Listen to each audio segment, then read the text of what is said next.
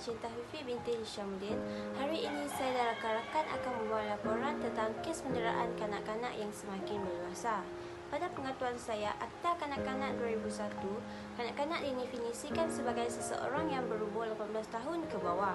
Seperti yang anda tahu, mereka merupakan sehelai kain putih dan ibu bapa adalah pencoraknya. Namun demikian, masih ada segelintir individu yang tidak sedar akan peranan mereka sebagai ibu bapa dan juga penjaga kepada kanak-kanak ini. Ada juga yang sanggup mendera mereka sehingga meninggal dunia.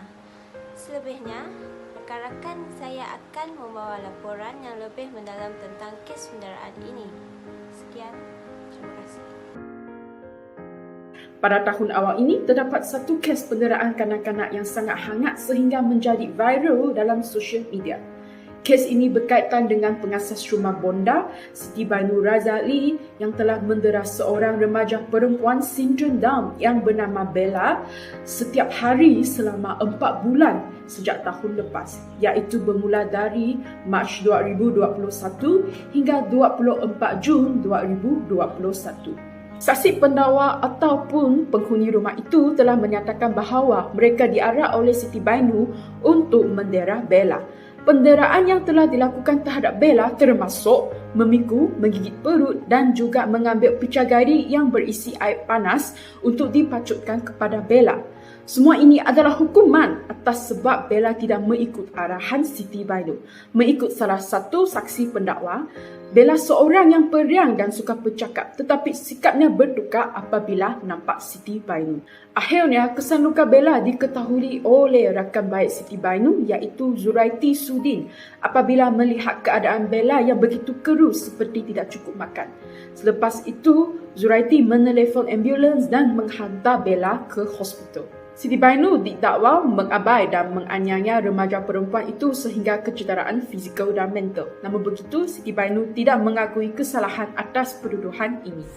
Kes penderaan kanak-kanak di Malaysia telah mendapat perhatian ramai dan menjadi perbualan hangat baru-baru ini.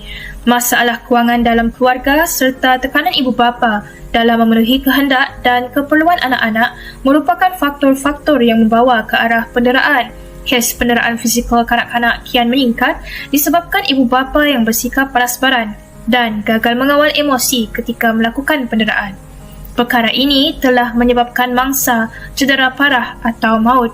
Faktor penderaan juga dikaitkan dengan pengetahuan latar belakang ilmu agama yang rapuh, ibu bapa kurang bimbingan serta tekanan yang dialami di tempat kerja. Penderaan berlaku disebabkan kesukaran ibu bapa dalam mengawal emosi yang menyebabkan anak-anak menjadi sasaran. Sekiranya tekanan yang dialami tidak disertakan dengan penghayatan keimanan, ibu bapa akan bertindak luar kawalan dan membawa kepada kes-kes penderaan yang lebih parah.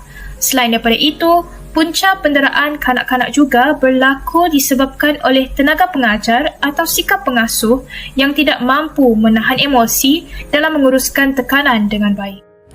Kes penderaan mendatangkan kesan buruk kepada kanak-kanak di Malaysia. Antara kesan utama ialah kanak-kanak akan mengalami kecederaan fizikal dan mental yang boleh menyebabkan kelumpuhan dan kecacatan. Berikut merupakan contoh video yang mungkin memberi impak yang besar terhadap diri masyarakat pada masa ini.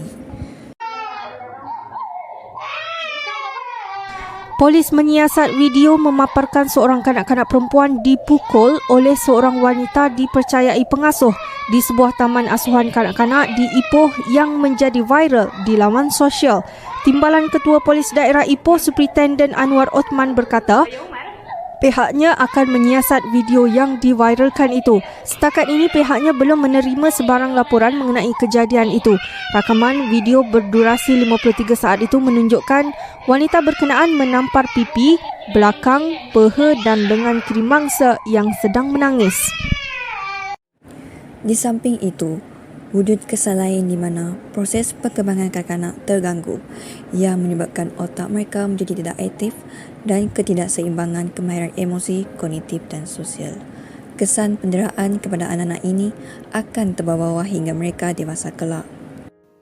Akhirnya, ianya juga merupakan kesan buruk kepada perubahan terhadap tingkah laku kanak-kanak di mana mereka cenderung untuk memiliki keyakinan diri yang kurang dan tidak percaya kepada sesiapa saja di sekeliling mereka. Anak-anak sudah tidak meletakkan ibu bapa sebagai pelindung yang boleh diharapkan di dalam kehidupan. Bahkan, ibu bapa akan dianggap sebagai musuh yang ditakuti dan perlu dijauhi. Sehubungan dengan itu, jangan jadikan kes ini sebagai perkara remeh kerana ianya akan memberi kesan yang besar terhadap mangsa penderaan tersebut. Langkah-langkah mengatasi kespenderaan kanak-kanak di Malaysia. Pihak kerajaan haruslah menguatkuasakan undang-undang dengan memberikan hukuman yang berat kepada mereka yang melakukan penderaan. Masyarakat harus peka sekiranya mendapati ada kespenderaan dengan mengambil tindakan segera atau menelepon pihak yang bertanggung jawab. Setelah melangkah ke alam perkawinan, suami istri haruslah mengambil kursus-kursus pendidikan keibubapaan dan pendidikan agama supaya mereka sadar akan tanggung jawab mereka untuk membentuk keluarga bahagia. Memilih pusat penjagaan kanak-kanak yang didaftar dengan penjaga terlatih. Masyarakat yang harus menanamkan nilai murni dalam kehidupan seharian serta mengamalkan gaya hidup sehat. Sebagai kesimpulan dan pengajaran bagi kita semua, isu penderaan kanak-kanak terjadi akibat daripada pelbagai faktor yang mempengaruhi penjaga untuk bertindak sedemikian kepada anak-anak, yang pastinya akan meninggalkan kesan atau trauma yang mendalam kepada anak-anak. Oleh itu, pelbagai langkah serta cadangan yang dikemukakan oleh orang awam bagi mengatasi isu penderaan kanak-kanak ini. Anak-anak merupakan generasi peneraju bagi negara ini pada masa yang akan datang. Wajarlah bahawa anak-anak tidak sepatutnya mendapat penderaan daripada ibu bapa maupun pengasuh yang bertanggungjawab untuk menjaga kanak-kanak.